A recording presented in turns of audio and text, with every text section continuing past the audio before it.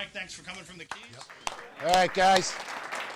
Big hand to the entire Chaos crew here once again. All right. They work real hard setting these up, cleaning up afterwards. So again, we really appreciate everything you guys do for us. Thank you very much. Okay. A lot of familiar faces here. I think I've seen almost everyone here before. Anybody first seminar? Okay. So you guys are in for a treat. I want to remind everybody that all of our previous seminars can be seen on FloridaSportFishingTV Plus. The web address is fsftv.com, and I encourage you, if you have not already joined our streaming platform, please do so tonight when you go home. Again, it's fsftv.com. You'll have access to over 400 instructional videos.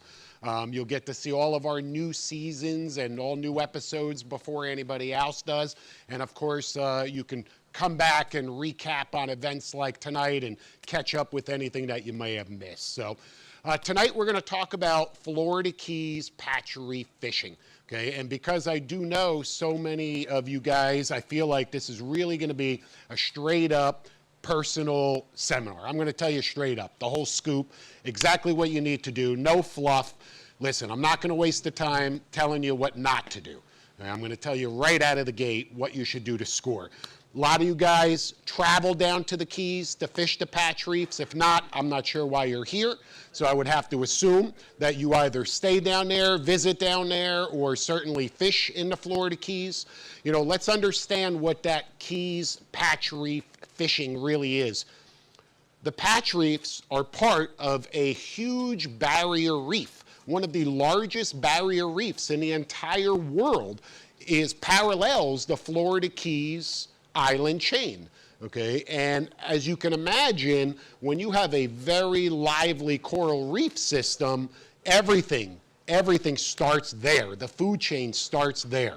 Now, understand we've got the Keys, we're talking about Key Largo to Key West.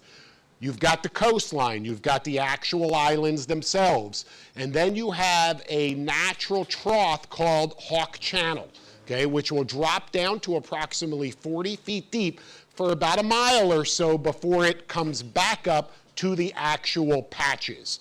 Patches, meaning patches of rock and coral that are exposed from the sandy bottom, okay? And generally those patch reefs are going to be in approximately 20 to 25 feet is where they start, and they'll end in 45, 50 feet. So we're really talking about that 30 to 40 foot depth range, okay? 30 to 40 feet. That's really where the bulk of the Florida Keys patch reef fishing takes place. First and foremost, understand, do not think because that water is relatively shallow that you don't have an opportunity at some fantastic catches, because you do. When I fished up here for 25 years, if you told me to go fish in 30 feet of water for big snappers and groupers and mackerel, I'd tell you to go jump in a lake, okay? Because we all know that that's not the case right here.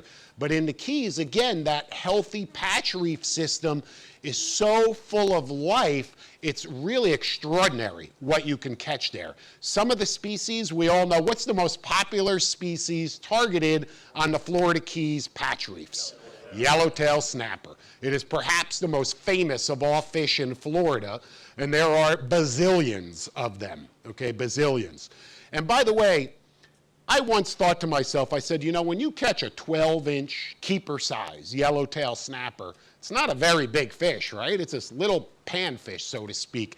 And I thought, man, maybe they should make that limit a little bit more aggressive. You know, maybe it should be 14 or 15 inches. However, understand that by the time a yellowtail snapper reaches 12 inches, it has already spawned 3 times. 3 times. So that's why you are allowed to keep those fish at that size, because they've already reproduced over and over and over. That's why there's so many of them.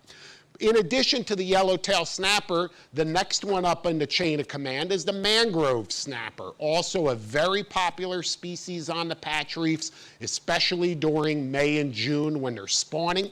Okay, a really, really popular species. However, you can catch them any day of the year. And then, of course, on top of that is the mutton snapper, the highly prized mutton snapper. And understand that Again, you can catch really quality muttons in that shallow water. We recently filmed the show, as a matter of fact, on mangrove snapper fishing and ended up with a 22-pound mutton, okay, right there in 30 feet of water. So it happens. There are plenty of 20 to 40-pound black grouper on the patch reefs as well. There are cobia, including a 99-pound cobia that was caught last year on the patch reefs, okay, giant cobia. There are, excuse me, king mackerel, tons of Spanish mackerel, Cero mackerel, yellow jacks, just about everything. As a matter of fact, sailfish. Up here, you know, when we say we're going sail fishing, we fly a kite, we dangle goggle eyes. Down in the Florida Keys, when they go sail fishing in the winter, they get up there on the patch reefs and they look for sailfish cruising in that 30, 40-foot range and throw baits. They get up in front of them from high towers on a boat. You could see those fish. They get in front of them and throw a ballyhoo to them. So dolphin, blackfin tuna, believe it or not, all caught on the patch reefs. However, that's not why we go down there, right? We don't wake up in the morning and say, hey, this weekend we're going to go down to the patch reefs because we want to catch dolphin. No, we go down to the patch reefs because we want to meat fish. We want to catch fish that are aggressive, that are good to eat, they're abundant, and, you know, of course, bring home a cooler full of fish, right? Is that why we go down there? And it's a lot of fun, a lot of different opportunities. But it can be overwhelming. There's so much bottom to fish. It's like, my God, I mean, there's literally so many spots you couldn't fish the same spot twice for the rest of your life if you fished every day. That's how many spots there are. It's unlimited. But do they all hold quality fish? No. If you're wondering, the answer is no, okay? So you really have to be able to distinguish where you're going to fish, how you're going to set up, and what you're going to do when you get there. Now, understand, I've spent a lot of time over the years fishing in the Keys on and off. I recently moved down there a couple of years ago. It's, as a matter of fact, just going on just over 2 years. I've spent dozens and dozens of trips on the patch reefs. I've spoken with and networked with a lot of local captains. I really have my finger on the pulse as to what's happening down there. And that's what I'm going to share with you today. Look, if you're using a particular tactic or technique and if something is working for you, I encourage you to stick with it. Okay, do it. Share those tips and tricks with me because I want to be a more successful angler as well. But if you're not sure what to do and you really want to get in the game, follow the rules as to what I'm about to tell you. So it starts with when. When am I going to go fish the patch reefs? Well, again, regardless if you're from Key Largo to Key West, you can go fish the patch reefs 365 days a year, any day of the year. There's fish that live there. They're there. Okay, I'm not saying every day you're going to score and load the boat because it's very conditions driven. It's all about conditions and presenting your baits properly. But at least you know the opportunities exist 365 days a year. Right now, just to give you a quick little fishing report as to what's happening right now on the patch reefs, there's a really good yellowtail snapper bite right now. There are very few mangroves. There's a few spots that hold a few mangroves right now, but that hot bite is over. Okay, they spawn May, June into July, that bite's over. Again, not to say you couldn't pick a few, but that's not what's peaking right now. It's the yellowtails. A lot of nice keeper-sized yellowtails. The biggest time of the year, I should say, I don't want to say the biggest, but probably the most challenging time of the year to fish the patch reefs is the summertime. When it's 958 degrees, there's not a breath of wind, there's sometimes no current whatsoever, which is a death sentence when it comes to patch reef fishing. Okay, there's a lot of boats, a lot of people traveling down there, and it could be very challenging. Doesn't mean that you still can't go down in the middle of the summer and do well. You can, but you have to kind of just switch up your tactics a little bit. So, of course, look, there's so much patch reef from Key Largo to Key West. I can't tell you I know every single spot like the back of my hand. I don't. But I know the characteristics of certain spots, and I am certain that regardless of where you end up fishing, you can dial that in as well. How do you find the patch reefs? Anybody ever hear of Seymour charts? Okay. If you haven't, it's a three-dimensional type of chart that shows you a 3D image of the bottom. It's right there. yeah, it couldn't be any easier to find the patch reefs with today's technology by using Seymour. There's another very similar product called Strike Lines, okay, which also has excellent coverage of the patch reefs. These are just chips. You put them in your chart plotters and your machines. You can download the charts depending on the machine. If your machine is not compatible with these charts, they also sell an external unit that you plug into a cigarette lighter, and that will show you the bottom. It is an absolutely essential tool to key in on particular areas that you want to fish. So you've got to be familiar, like I said, with where you're going, what you're looking for, and that's a really, really big tool. As I mentioned, time of the year, summertime is the hardest, the most challenging. Wintertime I find to be the most productive, especially because in the wintertime, sometimes, you know, look, we're not in Minnesota. When I say winter, we don't experience the same winter that they have up in Michigan or Buffalo, New York, or anything like that. But we still have a winter, even in the Keys. And it can get very windy and choppy, and some days you can't get offshore, but you could still make it out to the patch reefs. They're in only 30 feet of water. You just have to travel a few miles, and almost any boat, from a bay boat to a large sport fish convertible, can make it out there to fish the patch reefs. And you'll see all of those types of boats. A lot of the charter boats in the Keys are not just open center consoles. A lot of them are these larger sport fish type Hatterases and older Merritts and things to that nature, because they cater to a lot of tourists. So they have an air-conditioned cabin where mom and whoever can go chill out, out of the elements. So those big boats will fish the reef as well. It's not just specific for small boats. It's pretty much anybody can get out there. Wintertime is good. Only downside with winter is January, February, March, April. What happens? Grouper season's closed. So any grouper you catch during that 4-month period, of course, need to be released. And there's not many things that hurt more than letting a 30-pound black grouper swim away, okay? That hurts. So, again, you just have to decide what you're going to do. When you go out patch reef fishing, number one, you don't necessarily need to leave at the crack of dawn, which is another advantage to patch reef fishing, except there's one exception. During the mangrove snapper spawn, those mangrove snappers will only bite very, very early. It is not uncommon. By 8:30, 9 a.m., that bite is over. It's over. They literally shut down like a light switch, the big breeding size mangrove snappers. So it's very important that if you're focused on those bigger mangrove snappers during May and June, that you get an early start, that you are anchored up on your spot before that sun comes anywhere near that horizon.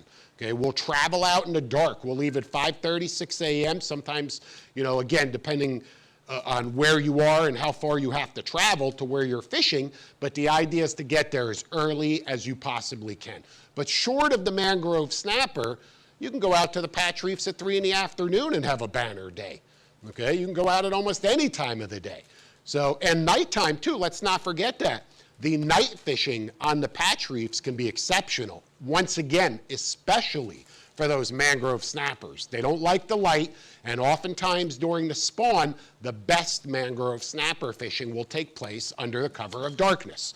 Okay, so don't be afraid to fish those spots at night, especially if you're familiar with the area, safe navigation. I don't need to tell you all of that kind of good stuff. Be prepared. Be prepared. You don't need a lot, but you've got to have a few things that are going to really, really help you be successful on the patch reefs. For starters, chum. Okay? Look, this is a chum bag. Whatever that little funny white thing is that they sell with the little tiny little holes, I don't know if they sell them here. That's not a chum bag. This is a chum bag. Okay, this one happens to be from the Ballyhoop. It's called the Chummy Hoop. It's an absolutely ideal product. It's got a big bag, big holes. I don't want my chum coming out slowly. I want my chum to flow as freely as it can. Do not go patch reef fishing with one 7-pound box of chum. Okay? Don't do it. count on a 7-pound box of chum lasting 30 to 60 minutes at the very most. When we go patch reef fishing, there is no less than 2 cases of chum on the boat. Okay, 2 cases of chum, because every 30 to 60 minutes, we're dumping another box in. Another box, another box, another box. You're blowing through a lot of chum. That bag, as a matter of fact, is actually designed for a 25-pound block of chum, which you can purchase, and it makes life a little easier because you just drop one 25-pound box in. Okay, and it certainly, like I said, makes it easier than dealing with individual boxes, which every 30 minutes I'm like, hey, can you throw another box in? And then he's like, hey, can you throw another box in? And this is just going on all day long. Okay, but without the chum, they're not coming. You guys have heard the expression, if you chum, they'll come. If you chum a lot, they'll come a lot. Okay, they gotta chum a lot, a lot. Don't be afraid, especially if there's a lot of current. Especially if there's a lot of current. If there's no current, your chum's gonna do this. It's going to fall straight to the bottom. You're not going to catch much because all of the fish are on all of these patches behind you. And you're chumming, and that chum's going to flow with the current. And it's going to ring the dinner bell. And everybody back there is slowly going to work their way up the chum slick. Right? All of this makes sense to everybody. It's not rocket science. It's basic bottom fishing. That's where it all starts. So you have to have plenty of chum. I cannot stress that enough. You'll go to a lot of the tackle shops and they will sell 2 different kinds of chum, single ground and double ground. Single ground is a little bit more coarse. Double ground is a little bit finer. When we are chumming for ballyhoo and we're trying to catch bait, we will use the double ground. Okay? When we're chumming for snappers, we'll use the single ground. However, they both work. They're both interchangeable. I don't care what brand of chum, if it's Baitmasters, Bionic Bait, they all work. Okay, they all work. Now, understand there are a couple of additional enhancements to your chum that we often incorporate, which is sand and oats. Okay? However, we do not use sand or oats when we are patch reef fishing. In that shallow water, in that 30 to 40 foot range, we don't use those products. We only use those products when we're fishing over the edge in the deeper water from 90 to 110 feet when we're sandballing for the big flag yellowtails. But that's a different seminar altogether. Today we're talking about the shallow patch reefs. Okay? So you don't need those extra additions because the idea with that, the reason we do that, just to touch on it, is to murky the water, is to cloud the water up. It's to dirty the water with the oats and the sand, okay, number one, so the fish have less of a chance to see your terminal tackle. That's one benefit. The second benefit is we make little sand balls or little oatmeal balls, almost the consistency of peanut butter, and we take a bait on a jig or on a hook, we insert it into that ball, you then wrap your leader around the ball. Again, this does not apply to the shallow patch reefs. I'm just talking to you about something different.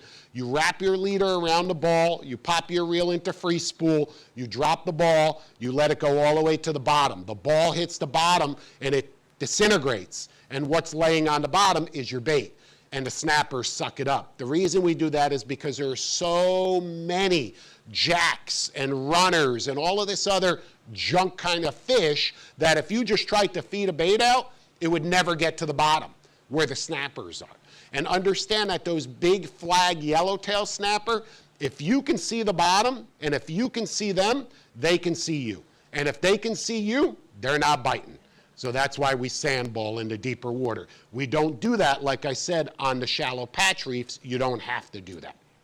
So you need a lot of chum, for starters. Anchors. Anybody ever lose an anchor? I'm the only guy who's ever lost an anchor. Okay? Let's be honest. We've all lost an anchor, right? So understand you're going down and you are fishing a very unforgiving environment. It's rocky. There's coral. You don't want to damage the fragile bottom. So you, of course, you try to anchor in the sand. But there are times when you anchor in the rock, okay? And you need a different type of anchor for both of those applications. When we anchor in the sand, we use a fortress type anchor, a Danforth type anchor with the flukes okay, with chain. And we rig it breakaway. Breakaway meaning that there is a wire tie that's holding that anchor to the chain, and if you pull hard enough backwards, it'll break and it'll pull the anchor out backwards in the event that it does get stuck in the bottom. We do the same with our grapnel anchor. Our grapnel anchor is more like a claw that has arms that if you apply enough pressure, they bend straight, okay? We do not use any chain on that grapnel anchor. We typically don't use chain. Why? Because you can drop that grapnel anchor right in the rock and it'll grab. But if the chain wraps around a big piece of coral or a rock, you can't get it out and it gets jammed in there. And we, of course, don't want to do that. We don't want to damage the bottom and we don't want to lose an anchor. So when you're anchoring right in the battle zone, so to speak, you need a grapnel type anchor. If you're able to anchor in the sand and let the boat drift back to the edge of the rubble, to the edge of the coral or the reef, then you can use a fortress type anchor. In either case, do it the right way, rig them breakaway, or you will eventually lose an anchor. It's not if you will lose an anchor, it's when. And I'll tell you what, there's nothing worse than going to get set up. You put in all of this time, all of this effort, you get there, you drop the anchor, you fish for 30 to 45 minutes, you haven't seen a single fish, and Joe says, hey, Bob, let's move. And you go, okay, let's move. And you lose an anchor, and your day's over. You can't get the anchor back. Okay, I'm telling you it happens more often than you think. So once again, make sure you rig it breakaway. So you need the chum, you need the right anchoring equipment, and then you need bait. My preferred bait is two things when I'm fishing the patch reefs. I'm either bringing with me live pinfish. That's perhaps my absolute favorite bait. Certainly for mangrove snappers, groupers, mutton snappers, it's pinfish. And the only other bait that I will typically use is ballyhoo, is fresh ballyhoo. And understand that on the patch reefs in the Florida Keys, there are a million ballyhoo. You put a chum bag in the water and you go 10, 9, 8, and by the time you get to 0, there are often ballyhoo in your slick. And the longer that you are chumming, the more comfortable those ballyhoo will get with the chum slick and the closer to the boat that they will get. Once they get near the boat, you obviously have to capture them in order to use them for bait. There are multiple ways to do that. One is with a cast net, and I'm going to tell you, look, I'm not a very good cast net thrower. Okay? I'm really not. I don't like to throw cast nets.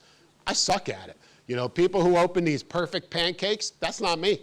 Okay? I'm going to tell you right now, that's not me. But fortunately, I don't need to because there's a product out there called the ballyhoop. Anybody ever use the ballyhoop? Okay? Very, very simple. If you haven't, I'm going to show it to you real quick because it is a vital piece of equipment. And understand that they have multiple variations of this same product. Okay? At the end of the day, it's the same product, but there's a couple of small differences. The biggest one is how does it collapse? They have one that collapses into a small little 18-inch bag, so you can put it anywhere on your boat. Okay, again, that's really the biggest difference. The frame is a little bit different on some of them, but you'll get the idea here. So it's basically just a hoop net that stores on your boat very easily, has a big ring, okay? And this is for people, you know, I don't want to say who suck at throwing cast nets. No, because like everything else, it's a very specific tool that has a place, you know, and it has a need. And as you can see, it's just, like I said, nothing but a very big hoop net. And there's a string, there's a 20-foot rope that's attached to this ring, okay? 20-foot rope. Back in the day, guys would take a water bottle like this, and they would attach it right to the top. And you deploy this in the water, and it floats. We'll kind of use my boat as an example. It'll float behind the boat. Okay, and the water bottle will keep it in this vertical position.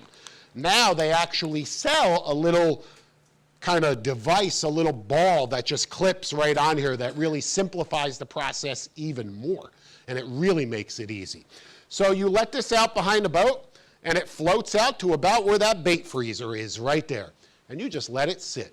And as the ballyhoo pile up in your chum slick, you just slowly pull it through the ballyhoo, and you capture your bait. It's literally that easy. It's quiet, it's clean, and it's effective. So don't think that you have to have a cast net or throw a cast net. You don't. That will work perfectly fine. In addition to that, there's a third and final way to catch ballyhoo, and that's with a very tiny gold hook, 4-pound test, 4. Anything above 4, they will see. So a tiny gold hook, 4-pound test to a small little float, something like the size of a dime or a nickel. Take a little spinning rod, throw it back there, boop, ballyhoo, boop, ballyhoo, and you'll just catch them one at a time, okay? Obviously, this makes it much easier because I can catch 12 to 50 at a time versus catching one at a time. Either way, you've got to procure fresh bait. Do not go, I don't know about this Publix. I could tell you in the Keys, you go to Publix, Publix sells bait. You know what I mean? And so, of course, do all of the tackle shops, right? And oftentimes that ballyhoo, it's good. You know, there's nothing the matter with it. But there's just nothing like a fresh ballyhoo. I mean, there's nothing like fresh bait. So I can't stress enough how valuable it is to have that fresh bait. And either catch it in advance, buy it, bring it with you. I don't care what you do, but don't show up empty-handed. Okay? And at the very least, show up with pinfish and you can catch the ballyhoo on scene. Oftentimes, speedos will also swim up into the slick, which is another phenomenal bait fish that you can catch with the ballyhoo or hook and line. Okay, it's a great bait. And in addition to that, it's not uncommon to catch Spanish mackerel and blue runners. Look, fish eat fish. And I would rather take a piece of a jack and fish that on a hook, fresh jack, than any frozen anything. Okay, so don't be afraid to use what you catch as bait because it will work. Don't eat it. So we know we need bait. So again, I've got, my logic when I fish the patch reefs.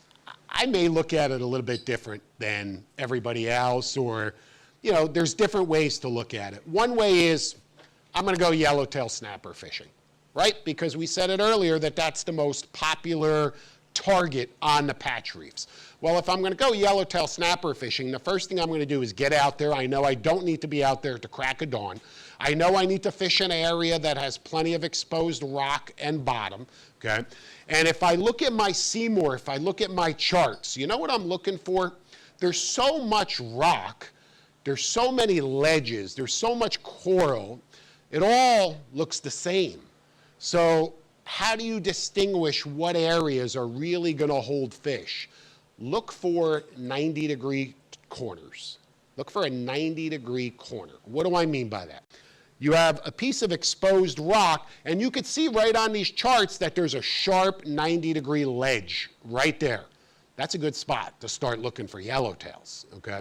Also understand that yellowtails, especially the bigger ones, they're creatures of habit. If you catch big yellowtail in one spot, one time, very, very likely you'll catch fish there again every single time you go back there. So make sure that you record and that you keep track of all of these different areas where you experience success with the yellowtail, because it's very common to catch them again in those same areas. So look for those 90-degree turns. Look for, places that stand out from everything else. Okay, it doesn't have to be high bottom, doesn't have to be a piece that comes 10 feet off the bottom. You don't even want that. You just want something that has some sharp ledges, distinct, okay, and something with a 90-degree turn. You'll also see the charter boats, especially, I could tell you, in the middle Florida Keys. These guys are creatures of habit. Their boat could take them to the spot on its own every time because they fish the same spots every day. They have the fish trained, okay? They literally go fish the same stretch of water.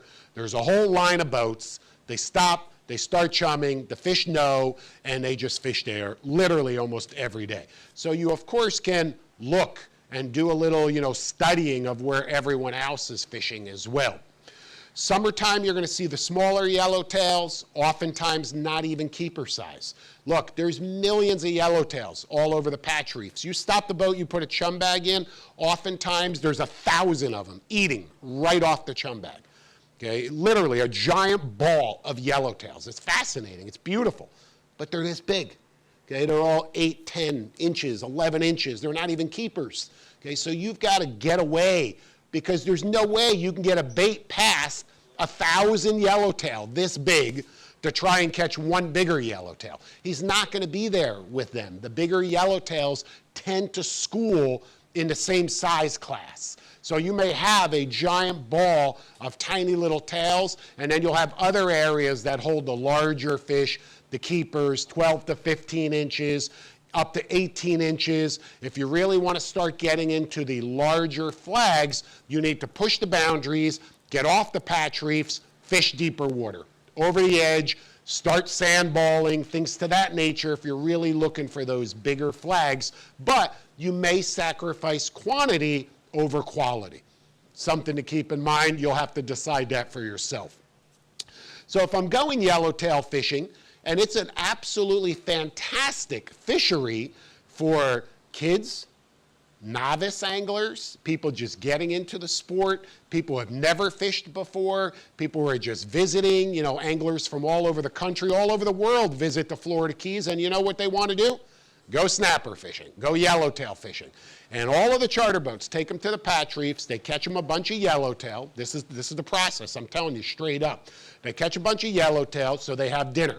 So they can go to one of the local restaurants, take their fillets and say, cook me a fresh fish dinner. It's like a tradition, right, in the Keys at Lazy Days and, you know, all these other places.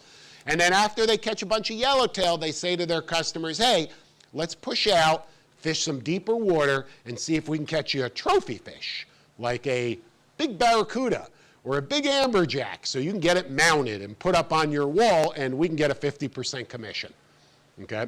So understand how that whole charter fishery works.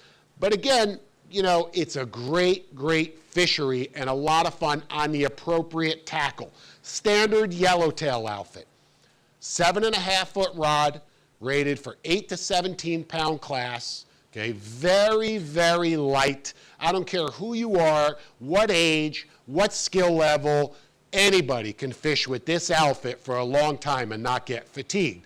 It's matched to a really small yet very powerful and comfortable Shimano Stratic 4000. And look, there's a lot of options out there with spinning reels, okay? This is one example that's ideal for this scenario. If you're fishing something else that's similar to this, fine, so be it. Again, this is just a good example. It's got a smooth drag system. It's got plenty of line capacity, but really, do I care much about line capacity? No, I'm fishing in 30 to 35 feet of water. The yellowtail I'm trying to catch is right there, okay, right there. I'm trying to catch him. I'm not trying to catch a fish I don't see. So I don't care how big that 2, 3, or 4 pound yellowtail is, he's not going to dump much line off my reel. So you don't need tremendous line capacity. What's more important is that you have nice fresh line. This is 12-pound monofilament. Do not fish anything heavier when you're targeting yellowtail. You want to go as light as you possibly can. Remember what's happening. You're chumming. Big holes in the chum bag. Tidbits of chum are flowing out in the current. All of those yellowtails are like just sitting there picking off, right? All of those little tidbits. And while they may look stupid, they're not stupid. And suddenly you come along and you put on a bait this big on a 30-pound conventional outfit with 8 ounces of lead. And you go, I can't get the yellowtail to bite. Dude, you got a 50-pound leader. I know, I can't get them to bite. They're not going to bite it. You have to be as stealthy as possible. Your bait has to look like one of those little tidbits coming off the chum bag. That's it. That's the key to catching those yellowtails, to mimic the speed of what's coming out of the chum bag. Very small piece of bait, okay? Very, very small little jig head. That's all that is. These little jigs right here, they're called yellowtail candy. They have a small hook. They range in size from 1/32 of an ounce, 1/16 of an ounce, 1/8 of an ounce. The size is going to vary depending not on the depth, but on the current. God, I love you guys, okay, on the current. So if I have a lot of current, I'm going to fish a slightly heavier jig head because I want my bait to look as natural as possible. I'm trying to mimic what's coming out of that chum bag. So I may have to bump this up in size just a little bit. But if there's very, very little current, and sometimes almost none, we may eliminate that altogether and just go with a very small 2-0 hook. a little circle hook or a little J hook, something really small, very stealthy. In either scenario, look, there's no swivels, there's no additional terminal tackle. All this is 12-pound mono on the reel with a 15-pound fluorocarbon leader. That's it. Diamond presentation, 15-pound test. Nothing more. It is connected with a blood knot right to the line. Okay? It is so light, so stealthy. That's all that you need. And really the only reason that we're fishing even a little bit of lead, because imagine if you just put a small bait on here, a sliver of ballyhoo, okay, a sliver of fresh jack or whatever it is that you're fishing for bait, it's almost too hard, too light to even effectively fish it because it's so light. Sometimes we'll take the rod, we'll put it right in the rod holder, open the bail, and literally feed it out by hand. Like this, because you're trying to feed it out on the rod, but it's just too light and the line just falls off the reel. So sometimes we'll literally just feed it out just like this by hand, and then you get a bite and then obviously just lock up the reel. This is all that you need for yellowtails. Anything bigger than this and you're missing the boat altogether. You're hurting yourself more than you're helping yourself. Okay? And I promise you that there's no yellowtail out there that you're going to catch on the reef that this outfit cannot handle. Okay? Because this outfit can handle a really, really big fish. It really can, especially with this line being fresh. Now understand, perhaps the most important part of the equation is this leader, because you have to constantly feel that leader. It's going to get chafed up. It's going to get nicked. Don't be that guy who feels the leader, feels a little nick, and says, oh, I'll fix it next time. Anybody ever do that? Good. And then the next time, out of nowhere, here comes something that grabs your bait, and it's zing pow, right? And you just busted them off because you didn't want to take the time to retie your jig. That's why we fish a long leader, 20 feet, 20 feet. This way you can, every time, feel it. Oh, look, it's a little nicked. Great. Grab a pair of snips, chop it off, retie it 6 inches up the line. You can do that 30 times, okay, without running out of leader. It's such a simple process, but yet it is such an important fundamental when you are snapper fishing that a lot of people don't take advantage of, and they end up losing fish. All right, so understand that this is your typical yellowtail outfit. You need nothing heavier than this in any way, and you go as light as you possibly can. There are days when the fish are being really, really spooky, when you may have to go from 15 down to 10 pound fluorocarbon. There's days they won't even bite that. Okay, and I know that's happened to some of you guys. If not, you haven't patch reef fished enough. One guy back there is going, yep, that's right. They're right there. They're feeding off the bag. You can't catch one. There's a million of them. You can't catch one. It's like one of those videos you see on Instagram. Send your buddy who never catches fish to this spot. There's 1,000 fish swimming in the water. Can he catch one? Probably not, you know, because sometimes they're just so spooked or the water is so clear that they could even see this. To you and I, fluorocarbon and very thin line is nearly invisible. But if you look at it underwater, when we film it with a camera, you know what it looks like? It looks like somebody took a Sharpie, like a black line with a Sharpie. And the thicker that the line is, the thicker that black line is. But even the thin 10 pound, you could still see like someone took a black pen. Okay, you can see it, and so can the fish. So I can't stress enough, make sure that you've got some leader. If they're not biting 10-pound test, they're not going to bite. Go do something else, okay, because they're not going to bite. Something's wrong, they've been pressured, you know, one of many different factors, they're not going to bite. I also want to stress, I get there, I get anchored up, okay? I'm in the position where I want to be. All of the reef is behind me. I don't want to fish up there. I don't want the reef up there. I want the area that I want to fish to be behind the boat. So I want to anchor up here.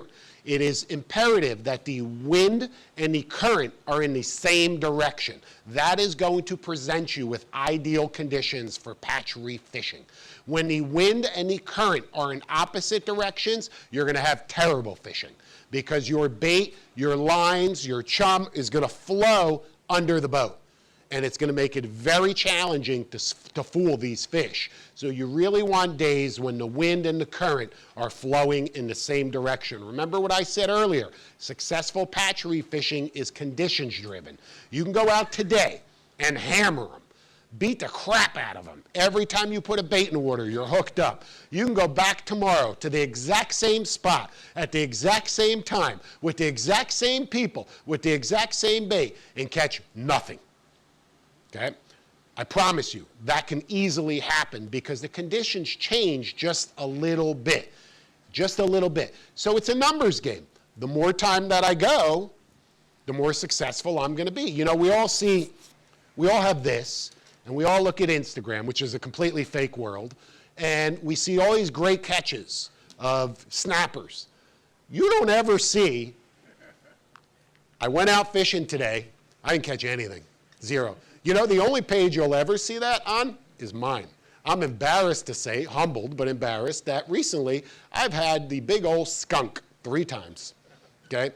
3 times. Fishing this boat with the best tackle, the best bait, the best fishermen, doing the best we can in the best area, and I've had 3 trips over the last month where I came back to the dock without a single fish. Okay? We caught some fish, but nothing that was worthy of bringing back to the dock. Now understand, we weren't patch reef fishing, we were targeting big trophy fish, and we were sacrificing quantity over quality, but the point that I'm making, this is fishing. There's no such thing as a guarantee. Don't think it's a slam dunk. It isn't. You got to put in the time, the effort, you got to prepare properly, and you got to go. And the more times that you go, the better off you're going to be. Getting back to it, we get to where we want to fish. We've anchored in the right position. We've started to chum. No one is putting a bait in the water. You are not allowed to put a bait in the water on my boat. When I put that chum bag in, and understand that I don't put the chum bag in after we anchored. Once I get to an area and I say, okay, this is where I'm going to fish, chum bag goes in right now. I haven't even anchored yet. Chum bag goes in. It's tied to the cleat. I'm now slowly maneuvering around the area. I'll do a couple of circles. I'm looking on my machine, on my Furuno, for readings. I want to see what I see on the machine. I'm not too concerned if I do or don't see fish. Certainly, it's always exciting to get to a spot, look on your screen, and it completely light up, right? That really gets you fired up. But don't think if you don't see a lot of life that you won't be successful, because you've got to give that chum a little bit of time to work its magic, you know, and to attract fish to you. But we start chumming immediately while we're looking around and while we're anchoring. So we essentially have about a 15 to 20 minute head start on the chumming. And when you take out a 25-pound block or even a 7-pound block, is it thawed out? It's frozen, hard as a rock. And it takes some time for it to get soft and to start to flow. So by doing that, I'm allowing that chum to melt a little bit. So once we come back and we're tight on the anchor, it's really flowing well. At that point, we don't fish. We stand there like this. Just like this, looking. We're just looking, waiting, looking. We're patient, very patient. Because you know what? I'm a yellowtail snapper. I'm this big. I'm swimming around in 30 feet of water, and suddenly this thing, right here, is right above me. This giant black shape. You think I'm going to be spooked? Yeah, I'm going to be spooked. I'm going to be really, really spooked. So I want to give those fish a chance to settle down. Let them settle down. Let them relax. Let them understand that this isn't Jaws that's going to eat them or whatever. Okay? Just relax. Be patient. Give it 15 to 20 minutes before you even put a bait in the water. Then one bait, one rod. I don't care if you have 4, 6, or 2 people on the boat. Start with one rod. Put one bait on, feed it back, see what happens. You hook up, now slowly build. A second person can start fishing 5 or 10 minutes later, and then potentially a third person 5 or 10 minutes after that. You don't need to yellowtail fish with more than 3 people fishing. Rotate, okay, rotate. You start putting, excuse my language, too much shit in the water, you're gonna scare the heck out of them, and you're gonna shut down the bite. You've gotta really be patient, and you have to understand what's happening around you, and you have to methodically approach the situation very calmly, slowly, quietly, to try and fool these fish. And if you just go all out as soon as you get there and everybody start fishing, it's never going to happen. You're going to turn them off before they ever even turn on, okay? So very slow. Look, if you're not seeing yellowtails and if you're not catching yellowtails, in 30 to 45 minutes, because now my chum's been flowing, everything looks good. It's 30 to 45 minutes. I don't see nothing, I'm not catching nothing, I'm moving. I'm leaving, okay? I'm moving to another spot. It may be a mile or 5 miles away, either east or west, depending on where we are fishing on the patch reefs. Could be north or south if you're off Key Largo, etc. But I'm moving. I'm certainly not going to sit there and burn more chum and burn more time because I don't need an hour to know if these fish are going to bite. I need 30 to 45 minutes at the most. If you start to catch them in 30 to 45 minutes, keep fishing, let it build, and it'll often continue to build and build and build. But like I said, if you're not seeing them, don't be afraid to pick up and move. Some days you go out there and anchor up and you're fishing one spot. Other days it may be the 7th spot before it pays off, okay?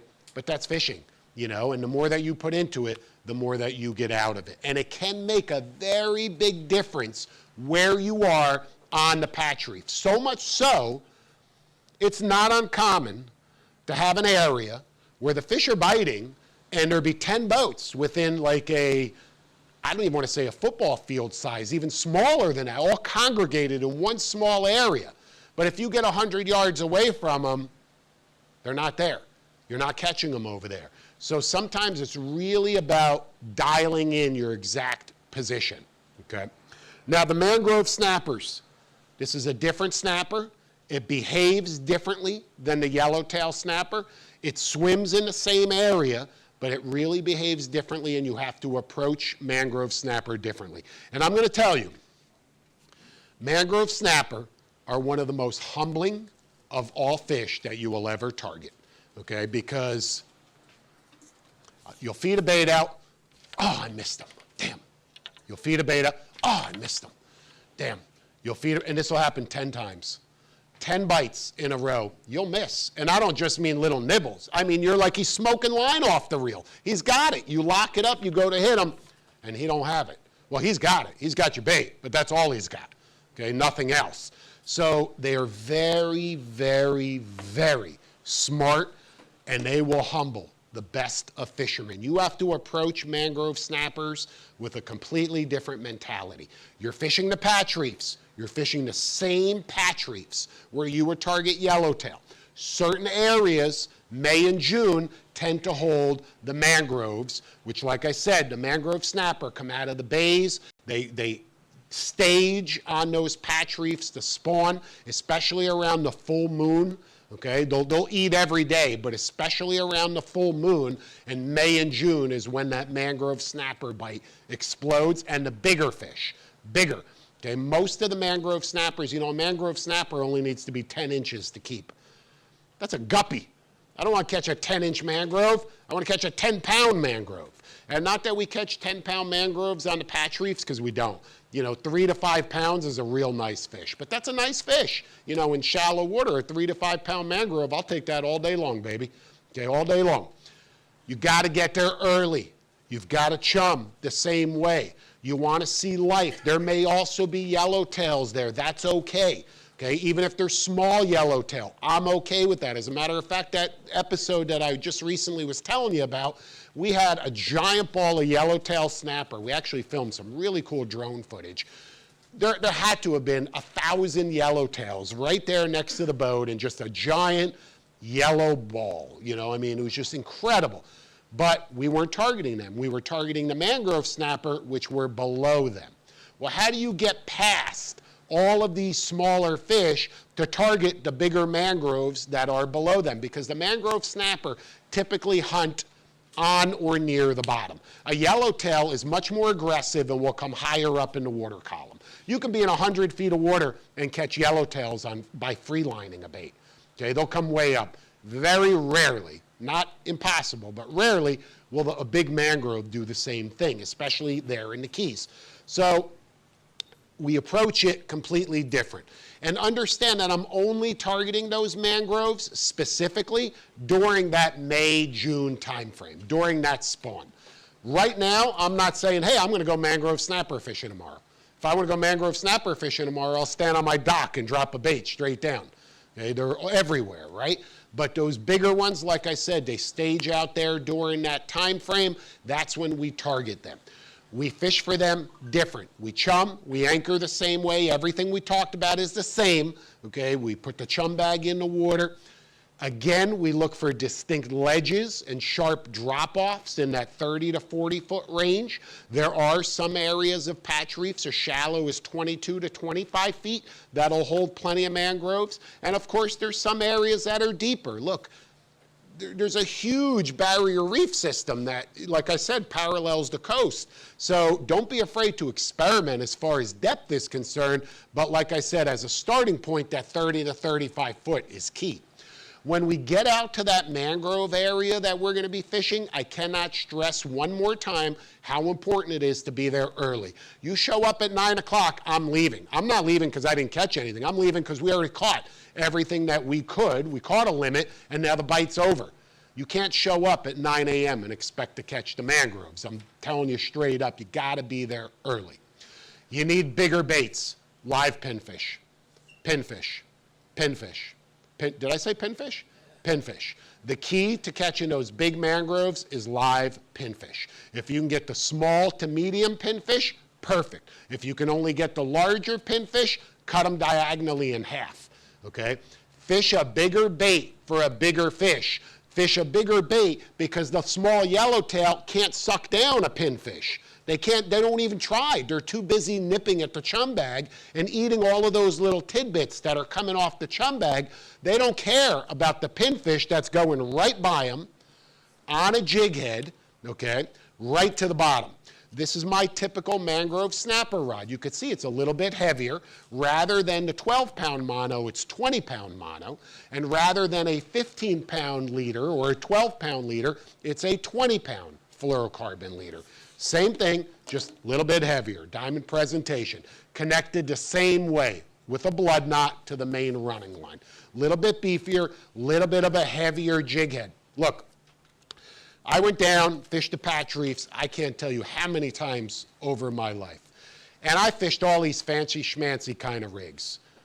Fish finder rigs, which is, like a sliding egg sinker, where you put the egg sinker on the line, you tie a barrel swivel, then you have a leader, and then you tie your hook.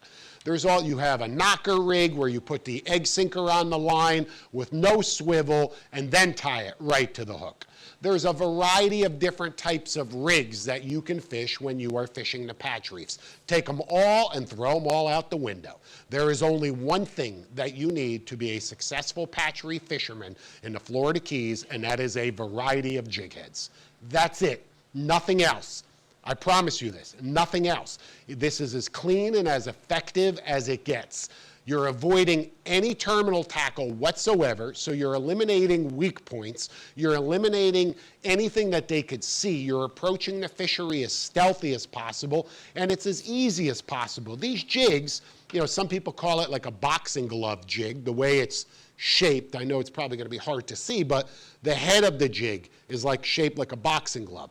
And it sits on the bottom in this orientation with the hook up. Okay? If the hook was down, it would be very challenging to hook fish, and we potentially could get hung up a lot. With the hook up, it's much easier to hook fish, and you don't get hung up. And when you impale a small live pinfish through the chin and right up in the middle of his head, and make sure your hook doesn't come out his nostril. Okay, make sure, because he'll wiggle right off the hook. If the hook comes out of his nostril, he'll wiggle right off the jig. So make sure you come up in the hard spot, right above, in the center of his head right there, or of his jaw, so to speak. Drop that pinfish right to the bottom. To the bottom. Don't worry about getting a bite on the way down, because the big mangroves won't eat it on the way down. It's got to be sitting on the bottom in order for a big mangrove snapper to eat that bait. They will watch it as it falls, but they will not eat it as it's descending. They will only pick it off the bottom. So keep it very still right on the bottom and just wait. and wait for that big thump and then miss 10 fish in a row before you go, whew, Mike was right. Boy, these things are frustrating, okay? And then once you get the hang of it and the timing down right, you'll be able to hook the fish. But it's a very, very simple approach. Again, a jig head. Down in the Keys, they sell these jig heads at every tackle shop. They come in 3 colors, white, chartreuse, and pink. My favorite 3 colors are white, chartreuse, and pink. The colors that work the best are white, chartreuse, and pink. I don't care what color you tie on. Some guys have a preference. They all work. They all work, I promise you, because the fish is not focused on this jig head. And by the way, you may be saying, what does that snapper think that jig head is? Well, that snapper doesn't think that jig head is anything. He's not thinking about the jig head. He's thinking about that pinfish that's got his face buried in the bottom, wiggling around like this, not knowing that death is right behind him, okay? And it just looks like a pebble is really all it looks like on the bottom. The mangrove comes along, he goes, zoom, and he sucks up that pinfish. But oftentimes, he'll just grab the bait in his mouth, not the jig head. He doesn't grab the whole bait. So he just has, he's grabbed like half of the body, and he starts running. And that's when you go, I got this fish, and you lock it up and hit him, you got nothing, Jack. Okay, you got this. You got to give the fish a chance to suck down that whole bait. Another option, like I said, is on the larger pinfish, cut them in half diagonally. Drop it to the bottom, let it sit on the bottom. The only alternative bait for those mangroves, once again, the fresh ballyhoo. Either a whole ballyhoo or a plug. A plug is when you take a ballyhoo, you cut its head off, you cut its tail off, and you're left with a cigar-shaped plug of the body. It's a relatively large bait. Depending on how big the ballyhoo is, you may be able to cut it in half and get 2 baits out of it. I promise you, a 3 to 5 pound mangrove or even larger will suck down a bait that big like nothing. Okay, so don't think you're fishing too big of a bait, because you're not. And the yellowtails will avoid it altogether. I'm one of those guys, I gotta be honest. Look, I told you in the beginning of this seminar, I'm gonna tell you straight up and be fully transparent with you. I do not go patch reef fishing for yellowtails. I don't. Because as I mentioned, they're all barely keepers. A lot of them are not even keepers. If I'm gonna specifically target the yellowtail, I'm sandballing out in the deeper water for the flags, okay? And again, that's a completely different technique, different tackle. I'm going to those patch reefs for the mangrove snapper bite and the grouper bite and the mutton snapper bite. And we're gonna talk about those species in a second. But again, that mangrove fishing can be fantastic. May and June, do it the right way, variety of jig heads, 1/2 ounce, that's it. I don't care what color, 20-pound leader, relatively stout outfit, but something comfortable enough, light enough. This rod is rated for 12 to 20-pound tests. It's a 7-foot conventional rod, nothing fancy. They probably have them on the shelf right there. It's matched to a Shimano Torium 16, little workhorse of a conventional reel, star drag. Again, nothing fancy. This isn't some $900 super duper reel. It's just a small little conventional reel that works. It's loaded with fresh 20-pound monofilament. Once again, I want to fish the mono in this particular scenario, and that leader, a long leader, and I'm constantly feeling it for frays, very much like what I mentioned to you earlier. And you're going to get a lot of frays, because this is going to be sitting on the bottom. The pinfish is going to be scooting on the bottom. The mangrove snappers are on the bottom. This is going to get chafed up a lot. Now, in addition to those mangroves that are eating the pinfish on the bottom, you also have other predators that will eat that pinfish, like groupers and mutton snappers, which is why we beef up the outfit a little bit. If I drop down this, I've got no chance of stopping a 22-pound mutton snapper.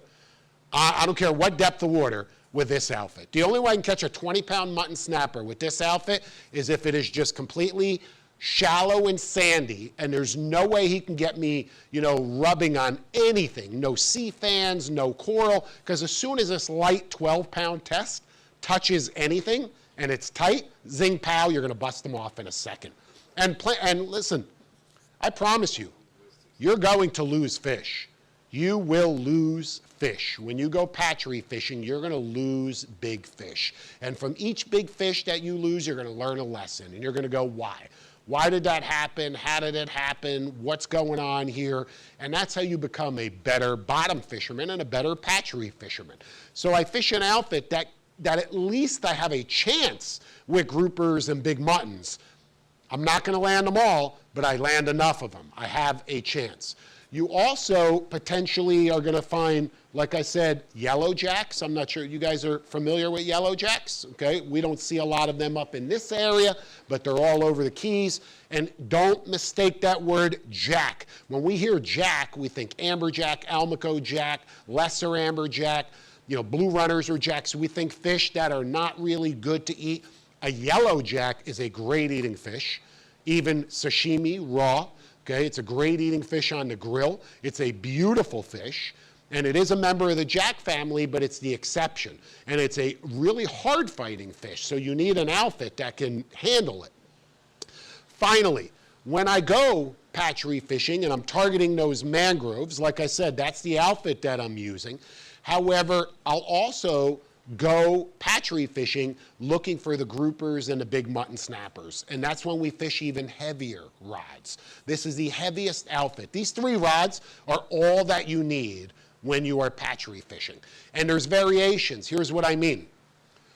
Spanish mackerel move in. Right now, they're starting to move on to the patch reefs. They're loaded up in the bay, and throughout the winter, the Spanish mackerel will be all over the patch reefs, along with Cero mackerel and even king mackerel. I could take this spinning outfit, take this jig off, and either put on a little lure with a little piece of wire. In other words, it's a versatile outfit that I could use for the mackerel as well. Okay, I don't need a different rod and reel for mackerel. I can use this. I can cast a light little jig a country mile with this. So it's really, really versatile. The same with this. I can drop it down for the mangroves, or again, I could free line a bait on this, or I could free line a bait on this. That's all that you really need. But what's more important is not the amount of rods that you have, it's the amount of leader that you have and the amount of jig heads that you have, because you're going to blow through those. So after we've been mangrove fishing or even yellowtail fishing, and you've been chumming for a while, may it be an hour, 3 hours, whatever it is, now is the time to see who else has come to join the party. Because way back in the slick and further back, right on the bottom, is where you're going to see the black groupers and where you're going to see the big mutton snappers. But you cannot attempt to target those fish with these lighter rods because they'll clean your clock every time. So you need something heavier. I don't care if it's a conventional outfit. I like using a spinner in this case. I like using a spinner in a lot of applications. This is a Shimano Twin Power 8000. And this rod, you can see it's just a 7-foot spinning outfit. It's nothing super fancy. This actually is a vertical high-speed jigging rod. But who cares if I'm using it to feed a bait down to the bottom? I don't care what it's labeled. It's perfect. The jig, 1 ounce, heavier jig. Not only because I'm fishing a larger bait and I want to keep that bait anchored to the bottom, but more importantly, that 1 ounce jig has a bigger, beefier hook. A 20-pound mutton snapper will bend that hook on that jig like whoop, straight. They have such tough bones in their mouth, or even a big black grouper, you just can't put enough pressure on them.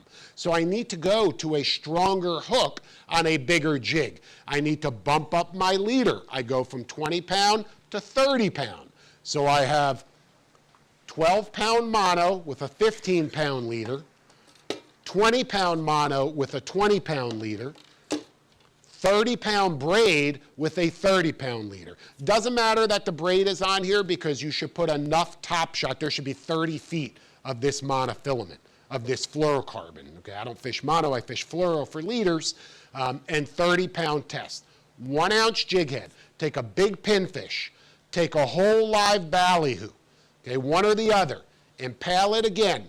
Chuck it back there and just hold on and just wait. You're not going to get a lot of bites, but the bites that you get are going to be the real deal bite. And when you get that bite, those fish, the big mutton snappers, the groupers, unlike the mangroves or the yellowtails that nibble, those big fish on the reef, they don't nibble. They swallow, they inhale, engulf their prey. So once you feel that thump, you got to hit that fish hard, and you got to get them off the bottom, because the groupers are notorious for swimming under ledges, right? If he takes you under a ledge, you're done. It's that going to be, and you're going to be like, I got him, I got him. Oh, fuck. Okay, that's going to happen. So you've got to really give it to them and fight as hard as you can to keep that fish off the bottom. The mutton snappers will not take you under a ledge, but they will scoot right across the bottom. And when they do that, if your line touches jagged sea fans or any of the bottom, again, you risk busting that fish off. So once again, you have to constantly check your leader, make sure there are no frays, because any weak link they will exploit. And you're not going to get a lot of shots at those bigger quality trophy fish. You're only going to get a handful, okay? Only a handful. You may only get one. So you don't want to blow that one shot that you potentially are going to get. When we patch reef fish, that's how we do it. We're looking for the bigger fish. We don't care about all of those small little yellowtails. You know, it's like a backup. It's like, hey, if nothing else comes together, I can catch a limit of yellowtails and have some dinner to take home. And that's not a bad thing if you're trailering your boat 2 hours. You got to launch it somewhere, potentially stay down there. There's a lot of expense involved, a lot of time involved. You don't want to come home empty-handed, like I did a few times recently. You know, you want to come home, of course, with some fish. So always count on those yellowtails and be prepared for the yellowtails. But don't discount the fact that there are really big quality fish on those patch reefs that you should be targeting. There's more. This time of the year, from now through the winter, remember what I said about the mackerel. Big kings, big king mackerel, 20 to 40 pound smokers patrol those patch reefs. Take a flat line, same thing. While we're targeting, you know, mangroves or yellowtails or whatever it is that you're doing, don't be afraid to take a heavier outfit, okay, with just a hook. Doesn't need to have a jig head, just a hook. Take a live bait, throw it out there, lock it up, put the rod in a rod holder, and just forget about it until it starts singing. And it could be a yellow jack, could be a king mackerel, or even cobia. Okay, cobia are notorious for patrolling those patch reefs, and oftentimes you'll see them. You'll be looking in your chum slick and you'll go, oh, there's a shark. That's no shark, okay? Not to say that there are not sharks on the patch reefs, because there certainly are. Especially, what kind? Nurse sharks, okay? A lot of nurse sharks on the patch reefs. So very, very common. Oftentimes when you see like a lemon shark or a reef shark or something like that, they will absolutely spook everything that's in your chum slick. All the yellowtails, mangroves, everything will shut down or just disappear. Then you know the tax man has showed up. But if there's nurse sharks in the area, which you could often see, you could stand on a boat and go, there's one right there. You could see the bottom. It's crystal clear. It's amazing. Okay, you could see. The nurse sharks don't tend to spook anything. It's a slow moving, it's like a giant slug. Okay, and they're really not aggressive toward the other scavengers. They're not aggressive, like the other sharks, so they don't tend to spook everything. Finally, look, take your time. Like I said, check every connection, check your leaders over and over. Don't be afraid to experiment in different spots. If you're not finding action, move. Don't fish an area for more than an hour. But understand that that spot did not produce today. It does not mean it's not going to produce tomorrow. Don't discount that spot and say, hey, I've caught snappers here before, and here I am today, and I'm not catching anything, okay? Don't think that you can't come back there. It's conditions driven. You need to have those ideal conditions. Some of the things that really help, oftentimes when the water's a little murky, and it's a little off color, the snappers will tend to bite better because they can't see the terminal tackle as well. All right, so that's something to keep in mind. Don't get discouraged from water that's a different color. I recently had a trip where one day, it was great, and I say one day because when we film for 2 days. Okay, so everything that you see on a show that you think happened in 30 minutes, no, no. 7 weeks, no, I'm only kidding, but we'll almost always fish for 2 days. Okay, that's the magic of editing. That's what everyone does, and if they don't tell you that, they're fibbing. I'm telling you straight up how it works. And some days you'll go there, and like I said, conditions will be one way, and then you'll go the next day, and there's just a slight difference in the current or the water color, but it'll make all of the difference. Okay, and it could either shut down the bite or pick up the bite, one or the other. Put in the time. A lot of people get discouraged way too fast. They'll go reef fishing, patch reef fishing, they'll try a spot, they're unsuccessful after an hour, forget it, let's go dolphin fishing. It doesn't work that way. You got to be committed. Instead, say, let me try a different spot. Maybe adjust the depth a little bit. Maybe they're being shallower. They're holding up shallower. Maybe they're holding up deeper. Also understand that in Hawk Channel, remember we said earlier that in between the land masses and in between the patch reefs is Hawk Channel. If you look on those charts that we talked about, and even on your navigational charts, if you look and study them very carefully, you will see that in Hawk Channel, there are distinct coral heads. Okay, they're about the size of my boat. Some bigger, some smaller. Okay, but there are noticeable rock formations, coral formations, we call them coral heads, that are secluded. The patch reefs is a whole network of bottom. A whole network that goes on for tens of miles. The individual coral heads are secluded. It's by itself. There's nothing else around it. Man, let me tell you, fire. Some of those spots can really be exceptional, especially for groupers. Especially for grouper. The red groupers, especially. The way we fish for those, immediately we're grouper fishing, we anchor up, we chum, heavier outfit, because I know I'm targeting the grouper, heavier jig head, the live pinfish or a live ballyhoo, right on the bottom, nothing else. Don't mess with any of this stuff. Don't even attempt to go any lighter than a 20-pound conventional outfit. And while that may seem heavy for such shallow water, like I said, after you lose a few fish, you'll know exactly why I'm recommending that. You need that extra oomph right there. So don't discount those patches in Hawk Channel because they could really be productive, especially, right when grouper season opens, because January, February, March, April, they're all off limits, so they seem to know that. They stack up, the season opens, you see them to catch a bunch, and then they're gone. So right when that season opens is a great time to target those coral heads. And I'm telling you this because, look, down in the Keys, there's always something to do. There's always something to do. And if you plan accordingly, and if you strategize and you say, look, my plan is to go yellowtail fishing, my plan is to go mangrove fishing, whatever your plan is, you better have a plan B. And then you better have a plan C, okay? Because sometimes it's plan C that pays off. But if all you did was prepare for plan A, and then you get there and there's no current, the water's crystal clear, what are you going to do now? Okay, you could run everywhere, and if you can't find the right conditions, you need to have a backup plan. Have a net handy, a landing net. Okay, I can't tell you how many big flags or how many groupers or whatever you try and flip, and poop, you lose them right next to the boat. Net them. You don't need a gaff, in that shallow water. If you are going to have a gaff when you're yellowtail fishing, make sure it has a small, sharp hook.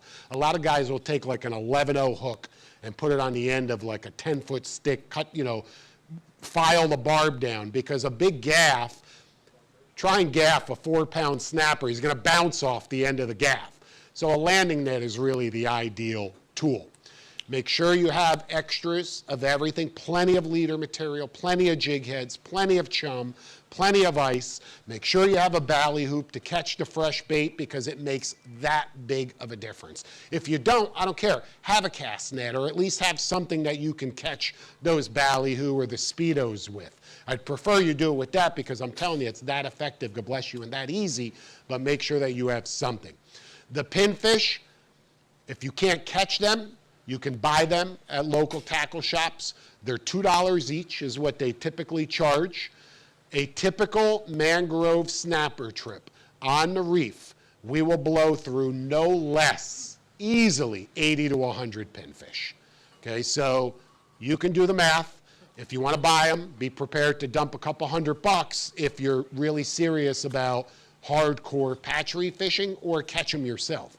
It's easy to catch pinfish in the wintertime.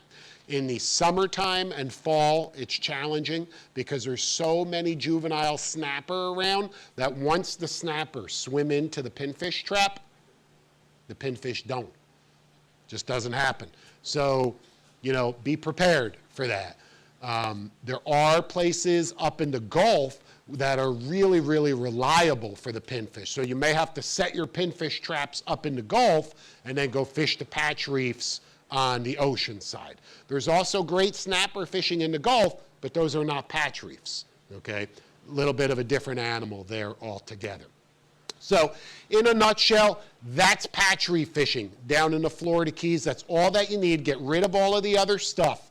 I'm telling you, do yourself a favor. It's going to be cleaner, you're going to be more effective, and you're going to catch more fish. But be prepared for the different classes of fish, okay? And be prepared, like I said, for A, B, and C, and be patient. The worst thing you can do is just get there and just start fishing, and being too aggressive, you're going to spook everything.